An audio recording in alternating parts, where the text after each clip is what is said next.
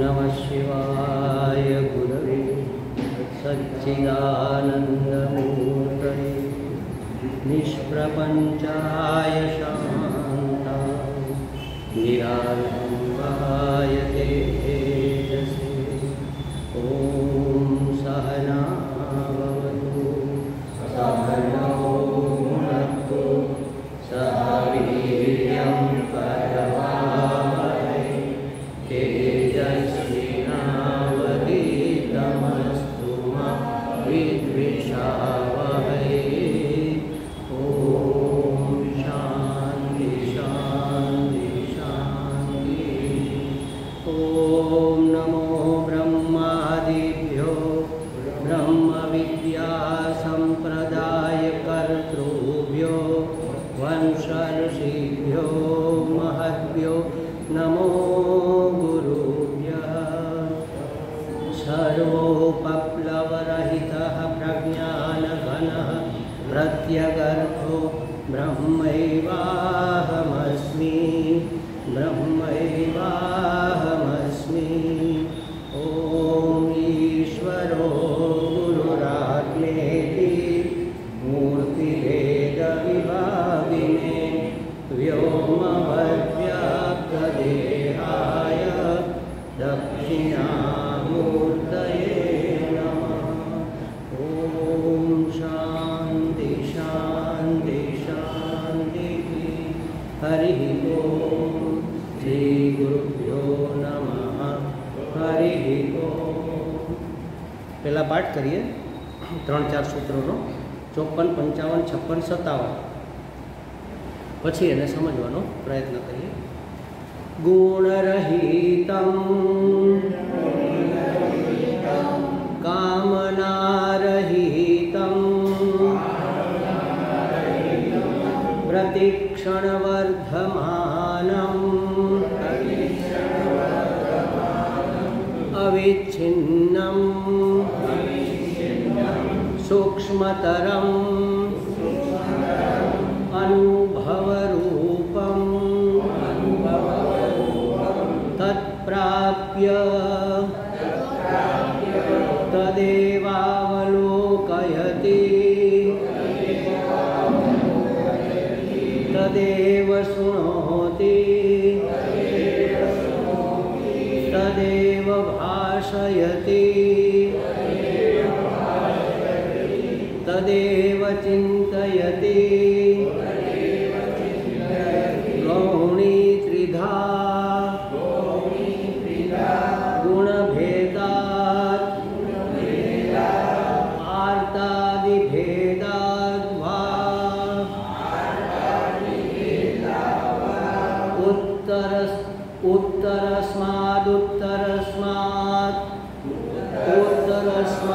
उत्तरस्मात् पूर्वपूर्वा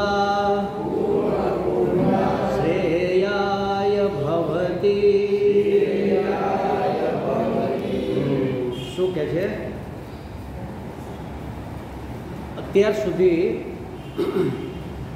જે ભક્તિની આપણે વાત કરી એ પરમ પ્રેમ રૂપા અને ઉત્કૃષ્ટમાં ઉત્કૃષ્ટ ભક્તિ કે જેને પ્રાપ્ત કરીને ભક્ત પરમાત્માને પામી જાય, એના રૂપમય બની જાય, એના જેવો જ બની જાય. પછી એને બધે જ પરમાત્મા દેખાય, બધા જ અવાજમાં પરમાત્માનો અવાજ સંભળાય, બધું જ ચિંતન એને પરમાત્માનું થાય. આવા ઉત્તમ ભક્તની આપણે અત્યાર સુધી જે વાત કરી, એટલે આટલી બધી ઊંચી ઊંચી વાતો સાંભળી એને અહેતુકી નિર્ગુણ ભક્તિ પણ કહેવાય અથવા ઉત્કૃષ્ટ ભક્તિ કહે દો. અત્યંત નિષ્ઠા જ્યારે હોય ત્યારે આ ભક્તિ પ્રાપ્ત થાય. તો આવી ભક્તિની ઊંચી ઊંચી વાતો સાંભળીને આપણને શું થાય કે આપણું આમાં કામ નહીં, આટલું બધું બધે જ ભગવાન જ દેખાય, બધું ભગવાન જ સંભળાય, બધી જગ્યાએ ભગવાનનો જ અનુભવ થાય અને વિચાર એના જ માત્ર આવે. તો હવે આ તો આપણા this is not my cup of tea, આ મારા કામની વસ્તુ લાગતી નથી એમ કહીને આપણે છોડી દઈએ એમ.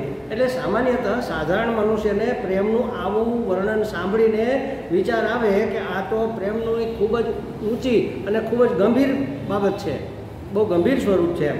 આવો પ્રેમ આપણા જીવનમાં તો ક્યાંથી હોય? આપણા જીવનમાં તો આ દુર્લભ વસ્તુ છે, આપણને કાંઈ આ પ્રાપ્ત થાય નહીં. આ તો આપણે તો કેવા છીએ, સામાન્ય જીવ છે. અમારા સ્વામીજી કહે ને ઘણા લોકોને કંઈક આમ સામાન્ય વાત થાય ને પછી આપણે કેમ અહીં અંદર ઘણી વાર બેઠા હોય સામાન્ય વાત થતી હોય એમ પછી સ્વામીજી પાસે જાય લોકો, એટલે કે સ્વામીજી પૂછે પછી કે મજા આવે છે, શાસ્ત્રમાં સમજાય છે બરાબર? હા સ્વામીજી, વાત તો ઊંચી ઊંચી છે પણ અમે તો સંસારી રહ્યા. એટલે સંસારી રહ્યા એટલે તમારી માથે કંઈ ફૂમકું ઉગેલું છે? બધા જ સંસારમાં વિચારી એ સંસારી જ છે. જો તમે આ બધું, એક ભાઈએ કીધું દયાનંદજી મહારાજને, એકલા આવ્યા છો? સ્વામીજી પૂછ્યું તો કે ના, મારા સંસાર ભેગો લઈને આવ્યા. એટલે સ્વામીજી કે એટલે શું? એ કે બૈરા છોકરા. એ કે બૈરા છોકરા સંસાર નથી, અહીંયા સંસાર છે. એમાં તમારી જે આસક્તિ છે એ સંસાર છે. બૈરા છોકરા સંસાર હોતો તો આ જગત જે છે, મેં કાલે વાત કરી ને, બે પ્રકારની સૃષ્ટિ હોય છે. ઈશ્વર સૃષ્ટિમાં કોઈ પ્રોબ્લેમ જ નથી, પણ જીવ સૃષ્ટિ મારું મારું કરીને મરી ગયા, એમાં તકલીફ છે. એટલે કહે છે કે ભાઈ આ તો હવે આપણા કામની વસ્તુ નથી, આપણે તો સામાન્ય જીવ, આપણાથી તો આ કંઈ કામ બને નહીં. એક મહાત્માએ કીધું આવું, જ્યારે કોઈ કીધું નથી ભાઈ આ આપણું કામ નહીં, આપણાથી આ કામ ન થાય. એ કે તમારાથી ન થાય તો કોણ? પશુ પક્ષી કરશે? મનુષ્યથી ન થાય તો આ પશુ પક્ષીનું કામ છે?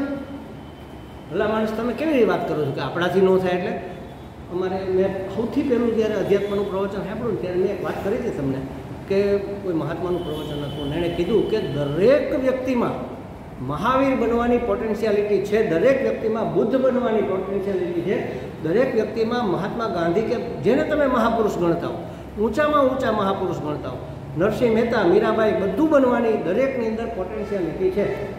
હવે એને તમારે કેમ ડેવલપ કરવી એ તમારો પુરુષાર્થ છે.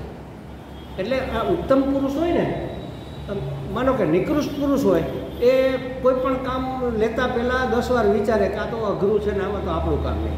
શરૂ કરતાં પહેલાં જ પડી ફસકી જાય.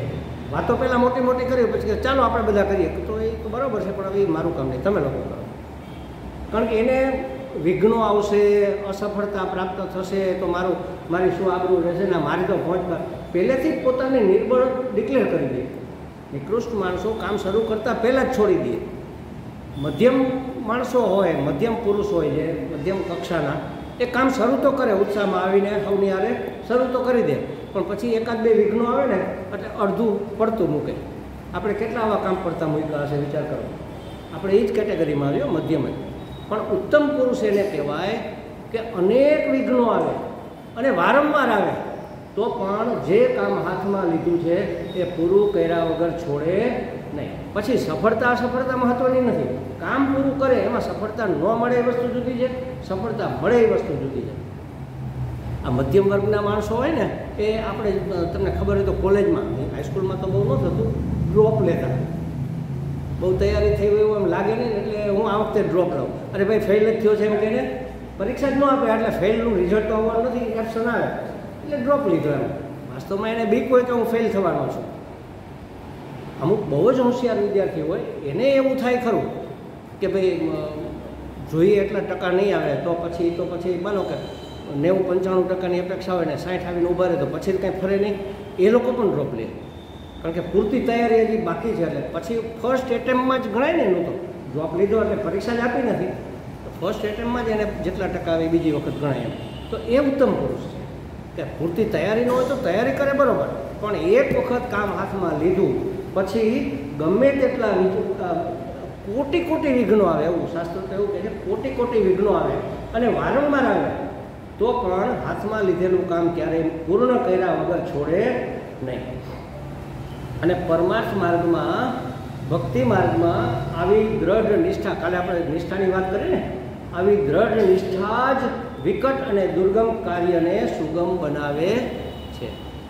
એક સંકલ્પ બળ હોવું જોઈએ અને નાની નાની વસ્તુથી શરૂ કરીએ ને તો આપણું સંકલ્પ બળ દ્રઢ થાય. મેં તો આમ આપણે આવું ઘણી વખત ઉદાહરણ આપતા હોય પણ બધી વખતે આ બધી વસ્તુઓ પકડાતી નથી હોતી. મેં કીધું હતું કે આપણે પહેલાં તો આપણા શારીરિક સંવેદનો ઉપર સંકલ્પ કરીએ, ત્યાંથી શરૂઆત કરીએ. એમ કે આંખ બંધ કરીને બેઠા છીએ, પછી નક્કી કરીએ કે 10 મિનિટ ગમે તે થાય હું આંખ નહીં ખોલું. ગમે તે અહીંથી ભડાકા થાય ને ધડાકા થાય ને અહીંથી પીપી વાગે ને કોઈ બોલાવે હું બોલીશ એ નહીં, નાખી નહીં કરું, 10 મિનિટ નહીં કરું. કોઈક માનો કે મમ્મી કે પપ્પા કે ભાઈ કે બેન કે પતિ કે પત્ની બોલાવે ને આપણે જવાબ ન દે, બહુ તો નારાજ થશે એ જ ને. તો આપણે કહીશું ભાઈ હું ધ્યાનમાં બેઠો હતો, 10 મિનિટ પછી આપણે જઈને કહીશું શું બોલાવતા હતા બોલો, પણ 10 મિનિટ હું આંખ નહીં કરું, ગમે એવું થશે તોય નહીં કરું. પછી મને કંઈ એમ લાગે કે અહીંયા કંઈક જીવડું ચડે છે તો એ જે થતું હોય એ ભલે થાય, પણ એ 10 મિનિટ હું આંખ નહીં કરું. તમે પ્રયત્ન કરો એક વખત, પછી આંખ બંધ કરીને બેઠા છે, બીજો સંકલ્પ કરો બીજી વખત કે ભાઈ કાનમાં કે ગમે ત્યાં ખજવાળ આવે તો હું ખજવાડીશ નહીં. અઘરું છે હા. અને જ્યારે એવું નક્કી કરીને ત્યારે, અને હંમેશા જોજો તમે ધ્યાનમાં બેસો ને ત્યારે ઉધરસ આવે એને ખજવાળ આવે એને પાર વગરનું ત્યારે જ બાથરૂમ લાગે, પેશાબ જવાનું ત્યારે જ ઈચ્છા. અરે ભાઈ હમણાં 10 મિનિટ પહેલાં તો જઈએ નાના પણ હવે જવું પડશે, ત્યારે જ બધું. ત્યારે આ કમરમાં દુખે ને અહીંયા ખજવાળ આવે ને અહીંયા ગળામાં કંઈક થાય ને. હું નથી ઘણી વખત અહીંયા આવતો ત્યારે ઉધરસ આવતી મને, એ નાના છોકરા જેવી છે મારી ઉધરસ. આપણે ઘરે કોઈક મહેમાન આવે એટલે છોકરું ત્યારે જ તોફાન કરે, આખો દિવસ ડાયું શાંત હોય એમ, કારણ કે ત્યારે એનું ધ્યાન ખેંચે ને. આપણે આમાં ધ્યાન આપીએ એના તરફ નથી આપતા, એટલે ધ્યાન ખેંચવા માટે કંઈક ને કંઈક બ્લન્ડર કરે. આપણી ઉધરસ એવી હોય પછી એમ અહીંયા આવી બેસે મને શરૂ થવા, આમ આખો દિવસ કાંઈ ન હોય. એટલે અને જ્યારે ધ્યાનમાં આવે છે ત્યારે ખાસ આવે, તમે જોજો માથામાં ખજવાળ આવે ને કાનની અંદર આવે, હવે એનું શું કરો તમે? કાનમાં ખજવાળ આવે તો છૂટકો જ નથી એમ કર્યા વગર, પણ નક્કી કરો કે કાન અહીંથી ખરીને હેઠો પડી જાય ને તોય નહીં ખજવાળ. આટલી અને 2 મિનિટ 5 મિનિટ ભલે વધારે નહીં, 5 મિનિટ હું કાંઈ નહીં કરું, 5 મિનિટનું એલાર્મ મૂકી દો. પછી તમે 5 મિનિટ પછી જોશો તો યાદ નહીં હોય ક્યાં શું હતું એ. આવી રીતે ધીમે ધીમે પછી એક નાનું એવું કોઈ ટાસ્ક લ્યો જીવનમાં કે ભાઈ હું દરરોજ અત્યારે તો હું 6:30 7 વાગે ઉઠું છું, તો હું કાલથી 6 વાગે ઉઠીશ ને ગમે તેમ થઈ જાય તો એક વખત તો ઉઠી જ જઈશ. ઊંઘ પૂરી થાય કે ન થાય પણ એક વખત તો ઉઠી જ જઈશ. બ્રશ કરીને હું ભગવાનના જપ કરવા બેસી જઈશ કલાક, પછી ભલે હું 7:30 પાછો સૂઈ જાઉં પણ એકવાર ઉઠી જઈશ. એક વખત નક્કી કરો, પછી અડધો કલાક જરા લીવર દબાવો, 5:30 કરો, વળી થોડું લીવર દબાવો, 5 કરો, વળી થોડું લીવર દબાવો. એમ કરતાં કરતાં બ્રાહ્મ મુહૂર્ત 4 વાગે શરૂ થાય. આપણે 4 વાગે ઉઠવાનું ધીમે ધીમે સંકલ્પથી આ શરૂ કરવું જોઈએ. એના અનેક ફાયદાઓ છે. એટલે આવી રીતે જેનું દ્રઢ મનોબળ હોય એ ગમે એવું વિકટ અને ગમે એવું દુર્ગમ કાર્ય હોય એના માટે સુગમ બની જાય. અને આ હું એમને નથી કહેતો, આ મારો જાત અનુભવ છે. હું પહેલાં હું 6:10 ઉઠતો, મારો ફિક્સ ટાઈમ હતો 6:10. 7:30 વાગ્યાની સ્કૂલ હોય એટલે 6:10 ઉઠીએ, બ્રશ કરીએ, 1 કપ ચા પીને ભાગ્યા. ત્યારે તો ચાય નહોતો પીતો, કંઈ નહીં, નાસ્તો નહોતો કરતો. પછી ધીમે ધીમે વળી ચા પીવાનું શરૂ કર્યું. બસ બીજું કાંઈ કરવાનું હોય નહીં, નો પૂજાપાઠ કરતા, નો નાસ્તો પાણી કરતા, કાંઈ કરતા નહીં. હા એમને શું કહેવાય, ઉભળ હતા બિલકુલ. કોઈ ભગવાનમાં શ્રદ્ધા કરી, સ્કૂલે જઈને પછી દીવાબત્તી ત્યાં સરસ્વતી માતાને કરીએ, એને પગે લાગી, બધું કરીએ. એનો અર્થ શું કે મને આ ધંધો વિકસે એમાં રસ છે, ભગવાનમાં રસ નથી, ભગવાન મારું આ સરખું ચલાવે એમાં રસ છે. એનો અર્થ એવો થાય ને. નહીંતર તો ઘરેથી જ ન નીકળીએ એવું કરીને કે ભગવાન ભેળો રહેજે એમ.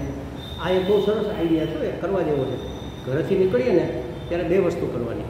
એક તો ભગવાનની પરમિશન લેવાની. પરમિશન મીન્સ એને કહેવાનું કે ભગવાન ચાલો હું જઉં છું, સત્સંગમાં જાઉં છું, તું સાથે રહેજે મારા વાલા. કારણ કે રસ્તામાં તો કાંઈ નક્કી નહીં, ભાવનગર છે ભાઈ, ગમે ત્યાં ગમે એવડો ખાડો આવે, ગમે એ વાહન વચ્ચે ગમે ત્યારે ઘૂસી જાય અને ગમે તે ગાય ઉઠીને દોડીને ભાગે. અમે હું એમએડ કરતો ને ત્યારે અમારા બધા વિદ્યાર્થી જે અહીંના આજુબાજુના હોય ને એ એવું કહેતા, ભાવનગરનું શું વખણાય ખબર છે? મેં કીધું ના. એ કે ગાંડા, ગાંઠિયા ને ગાયું, આ 3 વસ્તુ વખણાય. એમ ગાંઠિયા વખણાય, ગાંડા વખણાય. તમે જાતો ને અચાનક કોઈ આમ લાગે જેન્ટલમેન છે બાજુમાં, બહુ એમ કરે. અને આવું મને થયેલું. અમે જતા હતા અચાનક આમ એકદમ જેન્ટલમેન માણસો સામે આવી મારી સામે જોઈને ભાઈ બહુ આ શું થયું, આપણે તો ફરકી જાય. એટલે મારી સાથે એક મારો મિત્ર હતો અશોક, અહીંયા લોકભારતી સણોસરાનો હતો, અહીંયા એના ફાધર એમાં નોકરી કરતા. અને કે ચિંતા કરોમાં ભાઈ ભાઈ ગાંડો છે એ કે. મેં કીધું એટીકેટ ગાંડો એ કે જાત જાતના વેસ કાઢે. શાક માર્કેટમાંથી અમે નીકળતા હતા, ત્યાં ગંગાજળા તળાવ પાસે અમે રહેતા ત્યારે. તો ગાયોનું એવું છે, આ તો કહેવાય નહીં, બહેનો સાંભળતા નહીં તો કહું, ગાયો અને બાયો ગમે ત્યારે આડી ઉતરે એટલે સ્પીડ માપમાં રાખવી. અને છોકરા ને બકરા જતા હોય ગમે ત્યારે પાછા વળી જાય. અચાનક એમ થાય કે આમ જાય છે ને હળી કાઢીને પાછા વળે. એટલે આ 2 વસ્તુ, આ 4 વસ્તુનું ધ્યાન રાખવું સ્કૂટર હલાવતી વખતે. બોલે તમે ગમે એમ પીપ પીપ પીપ કરો ગાય ખસે જ નહીં, બહેનો ન સાંભળે. રોયા આવ્યો છે ને ઘણો મારો પડ્યો આમ કે, પણ હવે એ બાજુ જવાય, સામેથી વાહન આવતું હોય. આ બધા અનુભવો બોલે છે. આ બધું થયેલું જ પૂર્વાશ્રમમાં. એટલે કહેવાનો અર્થ એ છે કે ધીમે ધીમે આપણું સંકલ્પ બળ વધે એવું કરવું જોઈએ. અને દ્રઢ નિષ્ઠા વગર, સંકલ્પ બળ વગર નિષ્ઠા દ્રઢ નહીં થાય, અને એના વગર કોઈ પણ કાર્ય સુગમ નહીં બને. અને જો નિષ્ઠા દ્રઢ થઈ ગઈ તો દુર્ગમ કાર્ય પણ સુગમ બની જશે, આસાનીથી થઈ જશે. એક કબીરદાસની પંક્તિ છે, જીન ખોજા તિન પાયા. જેણે શોધ કરી, જેણે સંશોધન કર્યું એને પ્રાપ્ત થયા. જીન ખોજા તિન પાયા, ગહેરે પાણી પેટ. મોતી જોતા હોય તો પાણીમાં જેણે ડૂબકી મારી એને મળ્યા. મેં બોરી ઢૂંઢણ ગઈ, હું ગોતવા ગઈ, રહી કિનારે બેઠ. અમારા તદ્રુપાનંદજી એક ઉદાહરણ આપે કે અમે દરિયા કિનારે ગયા, પછી બધા સમુદ્ર સ્નાન કરવા માટે. તો એક ભાઈ તો બેઠા એટલે આપણે એમ કે થોડીક વાર બેસીને પછી આવશે. અમે તો નાહી લીધું, પછી તો ખભે ટુવાલ નાખીને બેઠા હતા. આપણે તો કીધું નાશે, હાલો ને આપણે કપડાં વપડા બદલી લઈએ. અને મીઠાવાળું પાણી હોય ને એટલે પહેલાં બાથરૂમમાં જઈને સાદા પાણીથી સ્નાન કરવું પડે, નહીં તો ખજવાડ આવે આખા શરીરમાં. એટલે સ્નાન કરીને કપડાં બદલીને પાછા આવ્યો તોય ભાઈ તો બેઠા જ છે. એટલે હું પૂછું ભાઈ તમારે નાવું નથી કે નાવું છે ને, હું જરાક રાહ જોઉં, કોઈ આવવાના? તો કે ના, જરા બહુ મોજા આવે છે ને એ જરા બંધ થાય તો હું સ્નાન કરું. કોઈ દી થવાના છે? એ તો ખાલી કહેવા માટે, એને ઉદાહરણ માટે કીધું હતું કે આ મોજા બંધ થાય તો હું સ્નાન કરું. થવાનું છે? આ થોડીક સ્વામીજી હમણાં જરાક છે ને ઘરમાં આ પરિસ્થિતિ જરાક હરખી થાય ને પછી ભક્તિ જ કરવી છે. પછી સત્સંગમાં એક દિવસ પાડવો નથી, કોઈ દિવસ થવાનું નથી. કોઈ આજે અને અત્યારે નહીં કરીએ તો ક્યારેય થવાનું નથી. અનેક ઉદાહરણ મારી પાસે તો છે અમારા સાધકોના કે સ્વામીજી હવે આ દીકરાને બહુને જરા સારા દિવસો ગમે ત્યારે ડિલિવરી આવેલું છે એટલે મારે રહેવું પડે ને. હવે એ તો છોકરું કહેવાય, એને શું ખબર પડે? વાત સાચી છે, રહ્યો તમે. પછી સ્વામીજી 2-4-6 મહિનાનું છોકરું થઈ જાય, પછી એને હજી સાચવતા તેડતા ન આવડે, થઈ ગયું. પછી કે સ્વામીજી હવે એને મારા વગર હાલતું જ નથી, મારો કેળો જ નથી મૂકતું, હું આવું કેવી રીતે? મારા વગર એ રહેતું, એટલું હેવાયું થઈ ગયું. હવે એ હેવાયું થઈ ગયું, તમે હેવાયા થઈ ગયા, નક્કી નથી થઈ શકતું ને. આપણી આસક્તિ ઘણી વખત એવી હોય, આમ જરા ગંભીરતાથી વિચારીએ તો ખ્યાલ આવે કે એને જેટલું આપણામાં છે એના કરતાં આપણને વધારે. છોકરાને તો નવીનતામાં રસ હોય, ભલે એને દાદા દાદી વધુમાં વધુ પ્રિય હોય, પણ વધુમાં વધુ નવીનતામાં રસ હોય. કંઈક નવું મળે તો તમને મૂકીને જતું રહે, કંઈક રમકડું કે એવું કંઈ નવું મળે તો તમને મૂકીને જતું રહે. એવું કંઈ નથી. અમારે ત્યાં પેલો આવે છે ગાડી લઈને, આમ ચકડીવાળો, નાની નાની 5-6 સીટ હોય અને પછી બાળકોને ફેરવે. હવે દાદીમાનો કેળો ન મૂકતો હોય, એ છોકરું જો ચકડી આવે તો દોડીને બેસી જાય કે નહીં.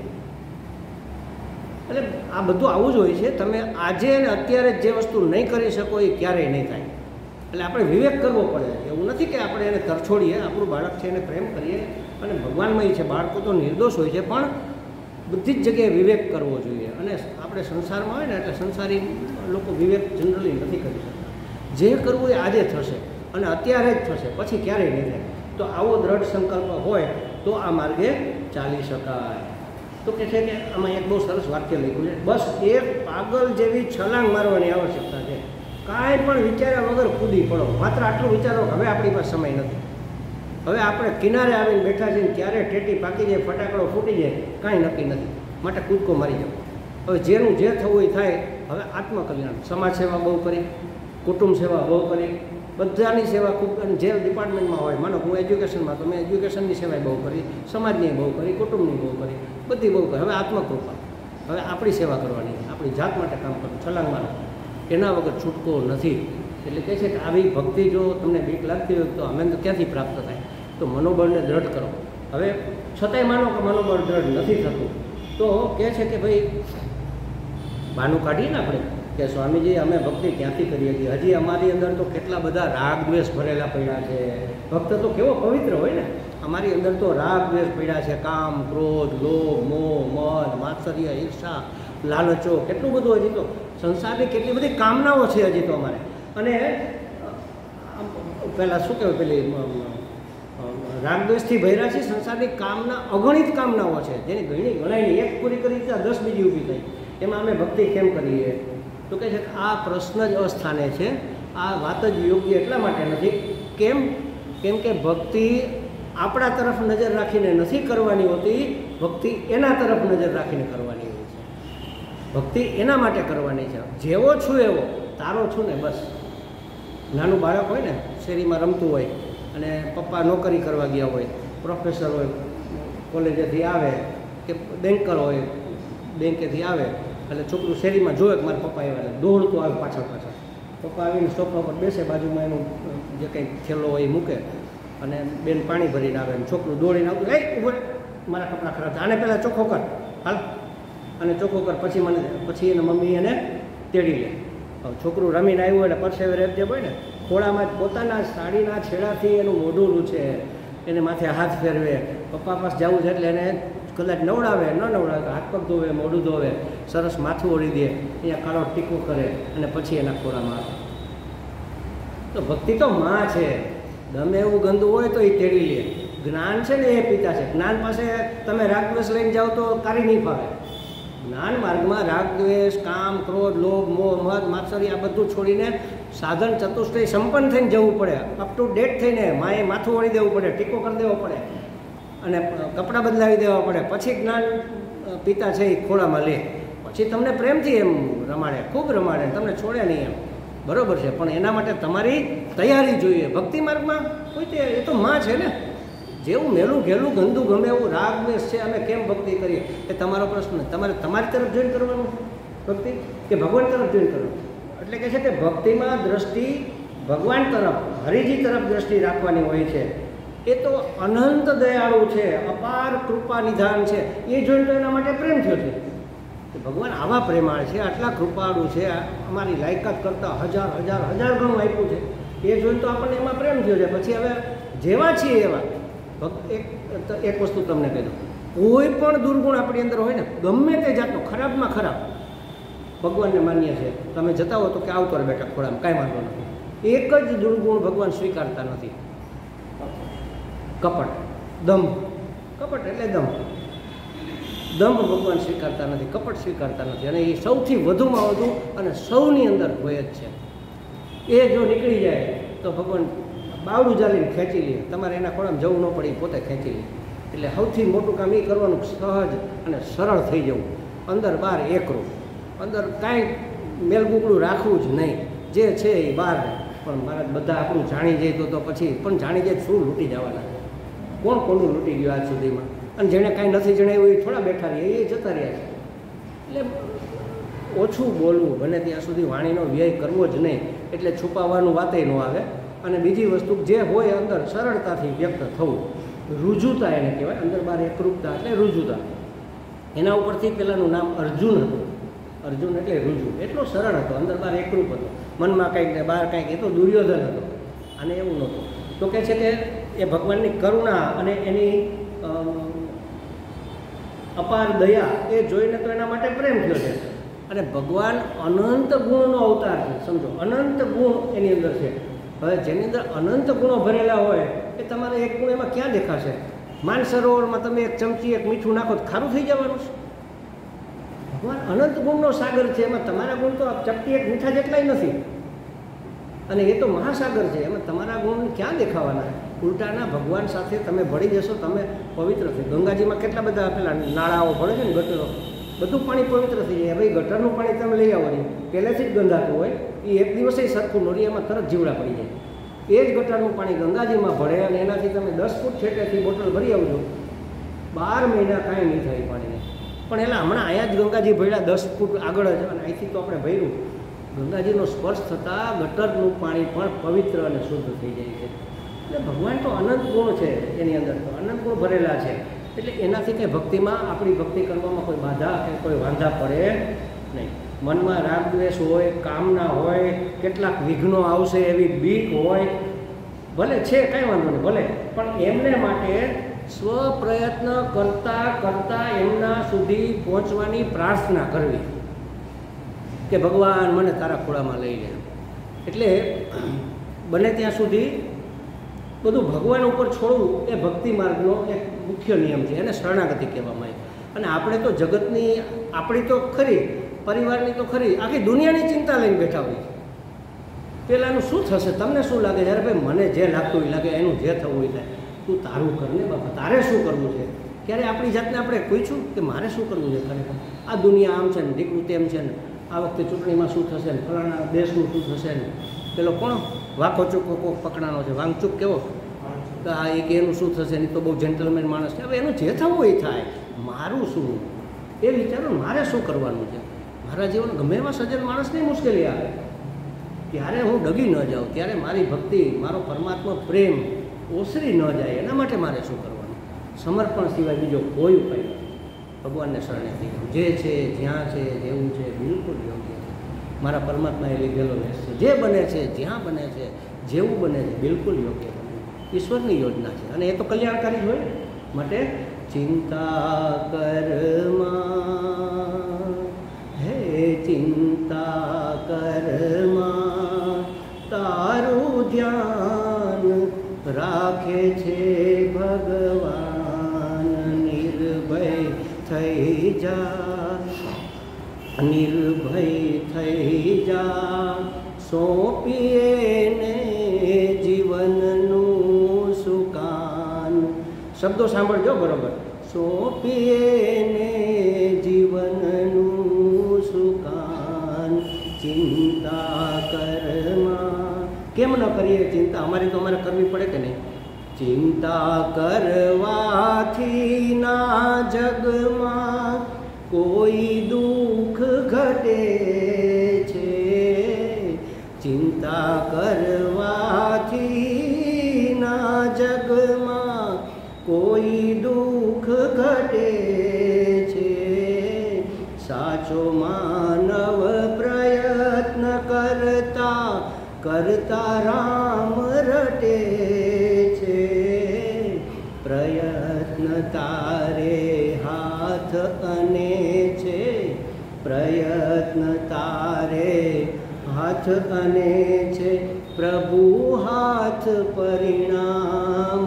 ચિંતા કરમાં, ચિંતા કરમાં તારું ધ્યાન રાખે છે ભગવાન. પણ ભરોસો ન પડે ને કે કદાચ ભગવાન રાખે કે ન રાખે તો કહે છે કે તેમાં ગેલી સઘળી વાતો પ્રભુ આપતો આવે.